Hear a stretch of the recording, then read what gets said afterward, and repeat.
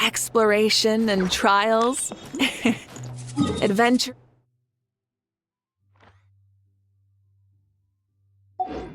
is right up my alley.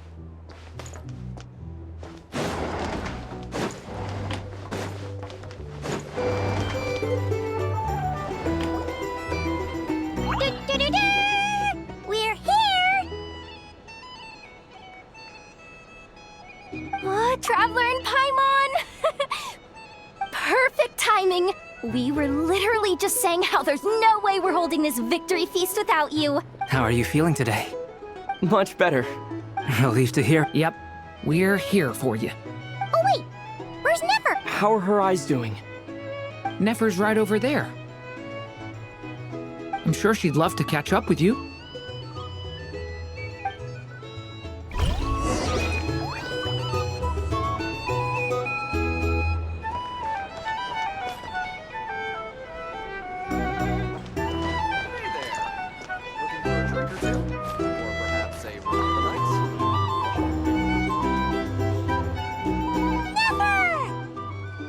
Traveler, Paimon, are you recovering well? Turns out that moon chanter has some real talent after all. My eyes were mostly recovered after just a couple days' rest. I can actually open them again now. Yeah, but you gotta be careful. Lauma says not to strain your eyes while they're still healing. Yes, thank you. I'm well aware. Yehoda, could I borrow you for a moment? I could do with an extra pair of hands. Oh, sure. Coming. Did you hear that? I gotta go help Lauma for a second. You bet. Make it extra sweet. Sure thing.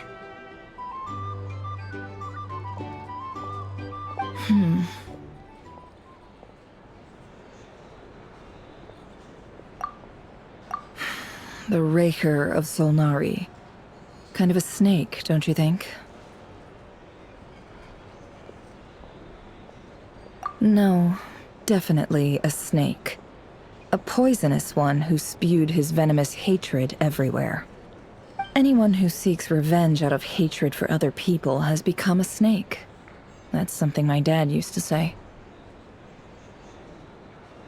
Perhaps. I'm sure it sounds like a very wise and open-hearted perspective to your ears. But me? I think hatred is a perfectly justifiable emotion. What else is left when everything you depended on in life gets stripped away? Something's gotta fuel that drive to keep on living. If you're worried about me, you can nip that in the bud. I'm not someone who gets stuck in the past. It's just... I suddenly feel like I was wrong to call my father a liar. He was just a fool. That's why the academia turned their back on him. Oh, father. How much better things could have been if you were a Look at the Ibis King. Thoth is a fiendishly cunning liar. And yet, strangely, he feels more like a father to me than my real dad. He's never brought it up, but I'd bet he feels the same way. Why else would he give me the power to perceive the truth, while at the same time training me in the art of deception? Well, King Deshret banished him to Aru, which is essentially a prison, and posed 3 questions to him. He promised that he'd have his freedom if he could find the answer. His response was to take on a physical form and approach me, hoping that I could become his envoy and search for one of the answers on his behalf. Did he really think I'd fall for that? He's stuck there. He can't make me return what he gave to me. So that's enough for you to decide he's a prisoner, and he was scared. So he decided to perform some good deeds to win people's approval. He lives in fear because he's a deceiver. How is Rerir any different? You can't work as a spy your whole life and expect a happy ending. It's preposterous. Yet I can't say I don't understand it. Liars live in the darkness of their own making. But it's still human nature to want to go on living. They say that a liar's soul is the most worthless thing in the world. What do you think? Oh, really? Well, it takes a very kind person to find compassion even for liars. If you ask me, the soul of a liar really is worth nothing. Because all they care about is themselves. For example, when something good falls into my lap, I don't go sharing the news around. Stops other people trying to steal it from me.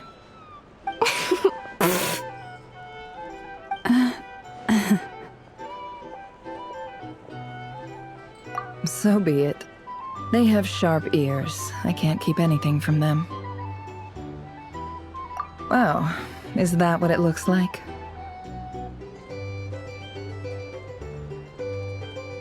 Well, you all know my past now, and I can't simply eliminate everyone who knows too much.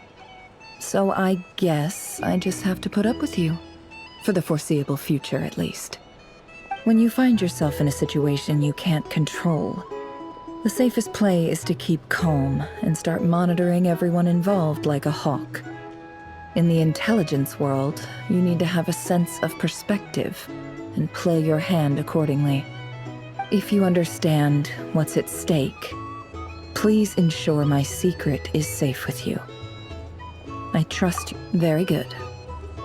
Oh, wait! Now that the panic's over and we've all calmed down, Paimon suddenly remembered something. After all that build-up, our mystery ally never showed up even once!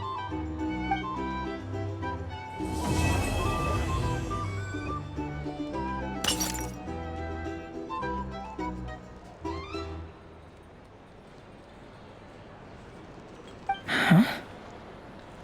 Am I imagining things?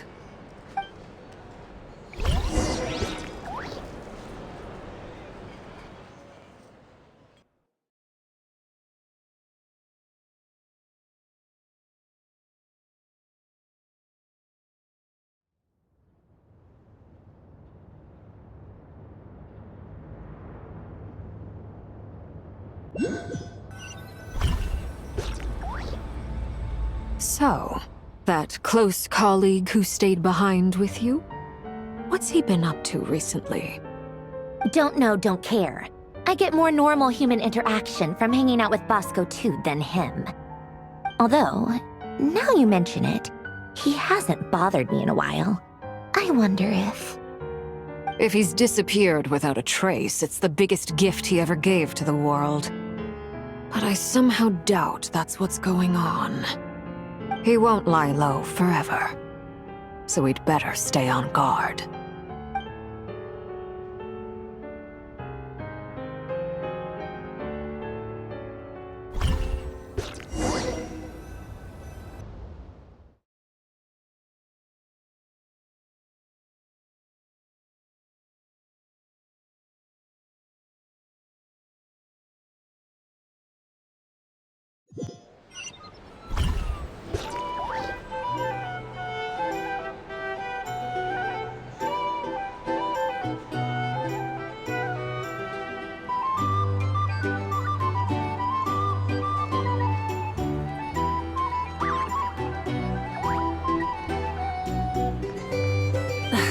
Instead of confining themselves to the heavens, God should broaden their...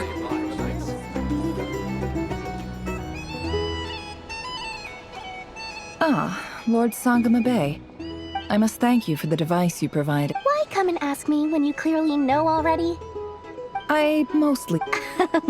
That's more like it. A little gratitude goes a long way with Lord Sangama Bay.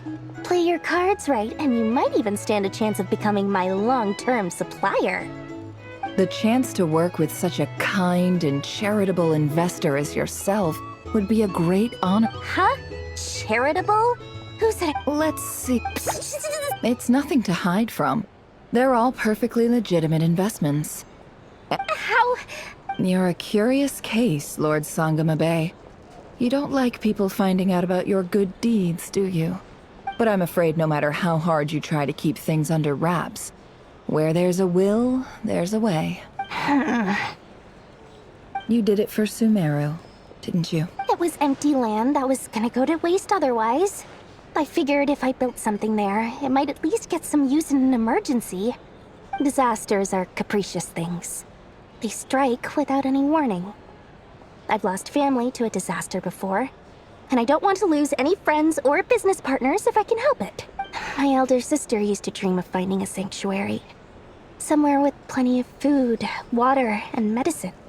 Where everyone could live happy lives. It was something I looked into. But after discussing things with the Dendro Archon, I decided on a more effective strategy. The tech people handled the tech, and Moneybags provided the Mora. It just made the most sense. It's a pity that so few people know the truth about you. Everyone says that you view everything in terms of Mora, and all you care about is growing your own wealth. So, what's the problem with that? Everyone wants to be rich. It's human nature. So yes, I love Mora, and it's nothing to be ashamed of. But surely you have dreams of your own beyond just making Mora. You don't get it, do you? My dream is to invest in other people's dreams. And, make a nice little slice for myself. Just thinking about it makes me happy. Thank you. For the device? And the pendant. Oh, that. I was just returning a favor. Don't worry about it. Seems like we've both been away from home for a very long time. Yeah. So long that I barely remember what my family even looked like. That would be your mother, father, and sister? Yeah. Though it's been years since my sister passed. It's not like I want to forget them, obviously, but memory can be even more ruthless than the most calculating business person. My sister can't help me now. Slowly but surely, her face is fading from my mind's eye. It's become a vague impression. Not everything will fade. When loved ones pass away, the beautiful memories are the ones that last the longest. Yeah, that's true. If you ask me, that's the one silver lining in all of it. Well, that, plus, I'm sure that life is much better now than it was back then. Oh, absolutely. I have tons of Mora, a big beautiful house, business is booming, and I'm as happy as can be. You've got a lot going for you too. Boss of the Curatorium of Secrets? I'm sure there's plenty of Mora to be... I appreciate the vote of confidence.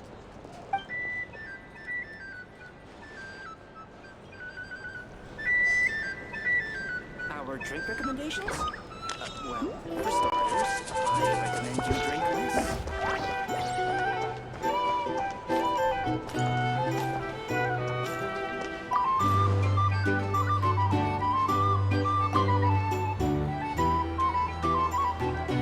How have you been holding up? Any adverse reactions? You don't need to worry about me, Grandmaster. I'm fine. I mean, I barely did anything. What? You're too humble, young man. You played an indispensable role in the battle for Nodcry. We can't thank you enough for your support. Sometimes, when people praise you, it's because you deserve it. The best thing is to accept it calmly and with grace. It's important to learn how to respond to words of admiration. Let's do a quick demonstration.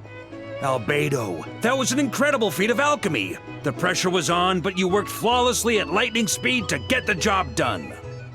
Thank you. I can't take all the credit, though. Durin played a big part in forming the alchemical array. See? Did you catch that? A masterclass in how to take a compliment. Okay, yeah. I did work pretty hard to help prepare for the battle. No point denying that. Hey, you guys!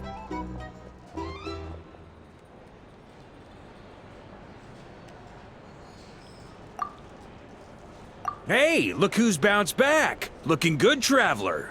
Seems like you've recovered. You won't need to take any more medication. Can I get you a drink? Huh? You know how to order at a bar now? You've sure learned. Handling a drinks order is ridiculously simple compared to alchemy. Don't worry, I'll blend in. Paimon believes it. You're clearly a fast learner. To be totally honest, though, Paimon didn't quite follow all the details when you first explained the plan to us. Don't worry, that's completely understandable. Unless you're a student of alchemy, it's hard to grasp the principle and how the process works. To put it in the simplest terms, we saw how our enemy stole the power of Kuvaki.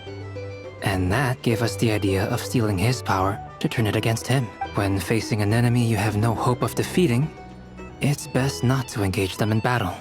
So, instead of looking for a way to overpower him, we decided to help Columbina get strong enough to at least stand up to him in a fight. For this to work, we had to analyze his modes of attack, confirm who his main target was. For added security, we prepared a total of 4 arrays.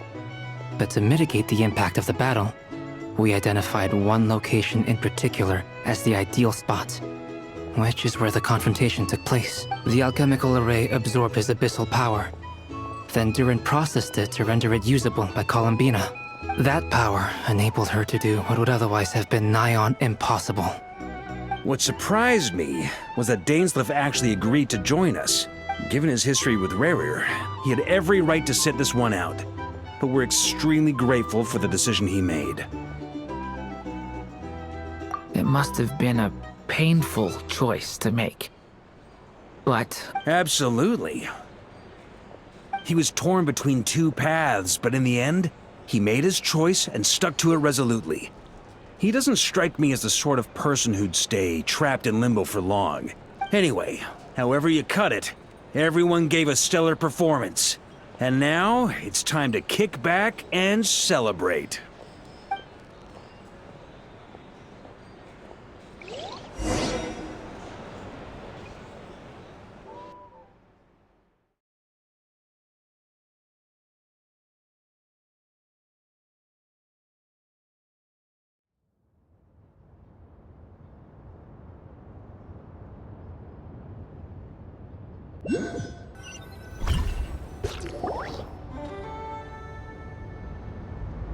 That's the only reason you're here. Yes. I've thought a lot about it. And I've realized that you, me, and Arlecchino should be friends. I think this is very important. So I felt I had to come and tell you. Well, this is a new one. I'm so moved. I can't even hold my teacup. If that's all, you can leave now. Do you not want to be friends with me?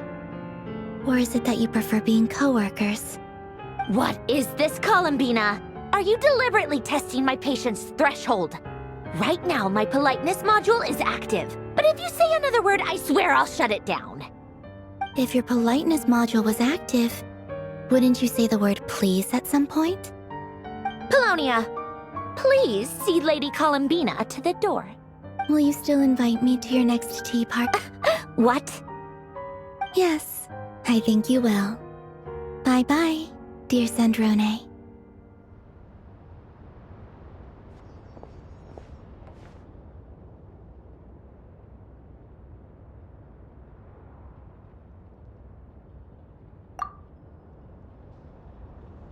Last time, the Wild Hunt escorted you out.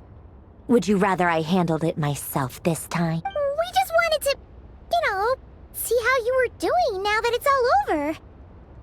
Why? Out of concern for my safety?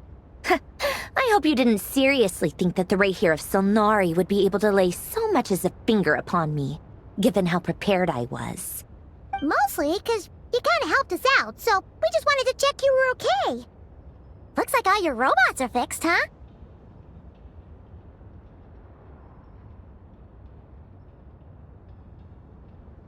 Oh, don't you worry about that. Tea time is already a write-off. The visitor before you managed to kill my appetite. If you're in the mood for tea, go ahead and help yourself. Otherwise, it's going to waste. My coasters are still missing in action, though. Whoa! Pretty hefty notebook. Look at all those calculations. You can ignore those. They're just dumb scribblings. I doodle and write in my free time. Sometimes I remember the distant dreamlike past. Sometimes I imagine and other times, I grit my teeth and note down all the crazy nonsense going on in the present. Some people do the crosswords in the newspaper. This is my equivalent of that. Trying to predict the future is like daydreaming. And writing about the present just makes me furious. The past is my favorite. If nothing else, it's already set in stone, so I don't have to rack my brains trying to figure it all out. Huh. Although, having said that, the only vaguely interesting memory in my past is probably that guy they call Lord Artificer. Who else? Pretty much all the mecha and Fontaine are his personal handiwork. Wait, are you saying you know him? Like, personally? As a friend? I mean, I guess we were friendly enough. Yep. In fact, I'm probably the only normal person left who knew him at all. We used to chat occasionally back when he was still around. Before he passed away, he asked me to destroy all his manuscripts. I honored his request, but I did read through everything first before destroying them. I mean, I couldn't let the genius of Lord Artificer Alain Guillotin disappear like that. Would have been such a waste. So, that's where the formulas in your notebook are from? I just told you. Those are my equivalent. Alain's work was like epic poetry. The formulas in my notebook are just silly little riddles in comparison. Not that there's anything bad about them.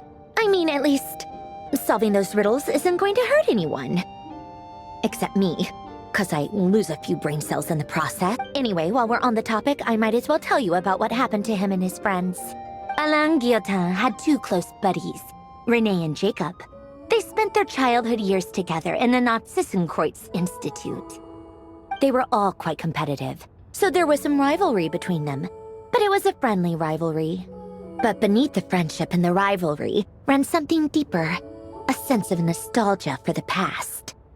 Unfortunately, childhood would end, the prophecy would come true, the apocalypse would arrive, and the future would never be. A mad dream that would normally only capture the minds of lunatics begin to take root in their hearts. A dream of saving the world. And if Renee and Alain had been people of lesser wits, that dream would probably have ended up as something for them to joke about in their older years. But alas, they were some of the sharpest minds around. They nurtured that dream with the full power of their intellect, and it grew into something that ate away at their souls. The first of them to fall under its spell was Renee.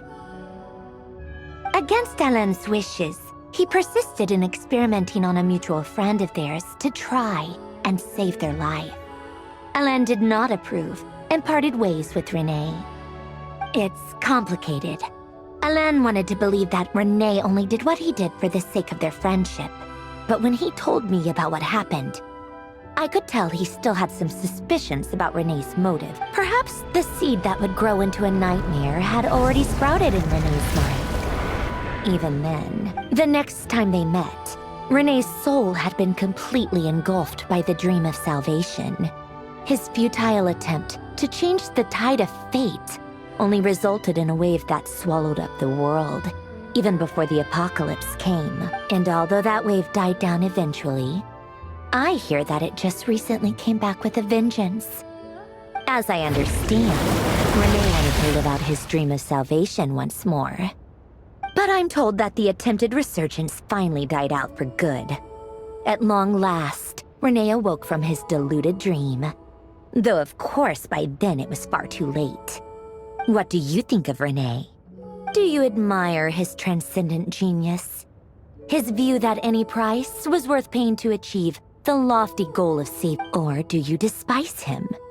Dismiss him as an evil madman who wrought havoc on the lives of everyone around. Same difference, really. Just a matter of perspective.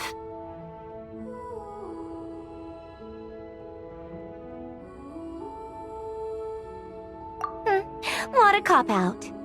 But I suspect you'd have a more incisive and insightful answer if we dug into it further. I don't like fanatics who give up their whole lives for their ideology. Nor do I like fools who let their delusions take control. Maybe I could understand if Renee had just been an ordinary person. But he had a sage-like intellect. And still managed to get himself lost in the labyrinth of his own desire. Anyway, that's enough about Renee. Now, he managed to put a stop to the first storm whipped up by Renee. But after that, Alain, to his credit I suppose, the loss of his family and friends was purely a tragic accident. It's not like Alain sacrificed them for his cause or anything. After that, the only thing supporting his work was the same dream that had dragged his closest friend down to the abyss.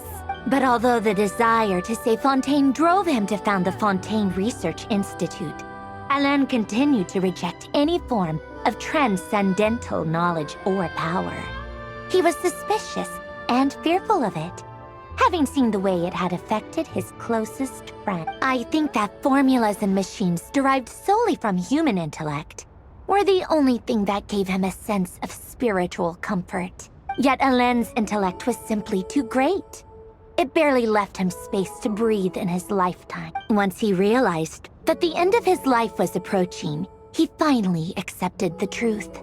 The Nazissenkreuz Institute needed someone, and a human being, to see its story through to the end. He quit working on his formulas, trading them in for the fairy tales that had played such a formative role in his childhood, but which he barely touched in his adult. He told me that the director of the Nazissenkreuz Institute used to read those fairy tales to the children as bedtime stories. Apparently, they worked wonders at sending kids off to sleep. I think that all he wanted at that time in his life was to be able to sleep deeply without being plagued by depression. By that point, nothing else really mattered.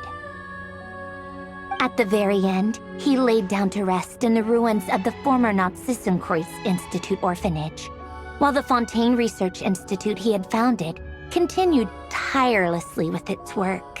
Many years after that, tensions over competing dreams would once again cause a rift, this time between members of the Fontaine Research Institute. But the actions of those fools had nothing at all to do with Alain.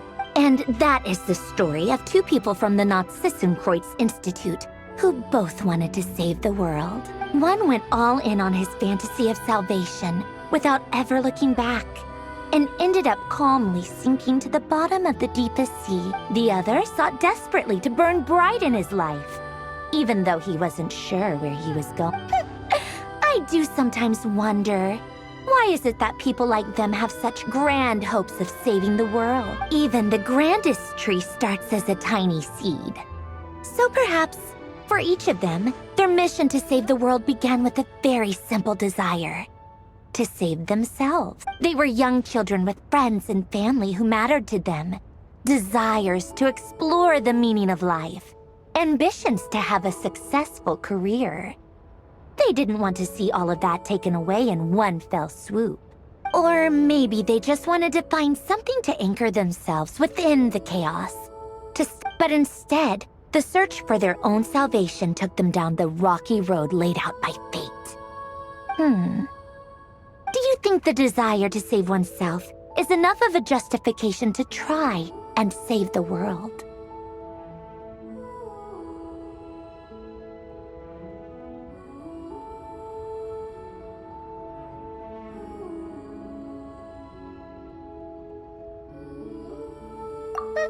The way you said that sounded just like Alain. I asked him the same question back when he was in his prime, putting all of his energy into his work. He gave the exact same answer as you did. No elaboration, just a quick short answer before getting right back to his work. He was always that way. All right, tea time's over. I owe Arlecchino a favor for telling me these stories. I'll have to bring a whole sack of gifts the next time I visit the House of the Hearth. I'm gonna go tinker with Polonia now. You guys can do whatever you want, as long as it doesn't involve interrupting me. Polonia, exit hibernation mode. Begin diagnostics.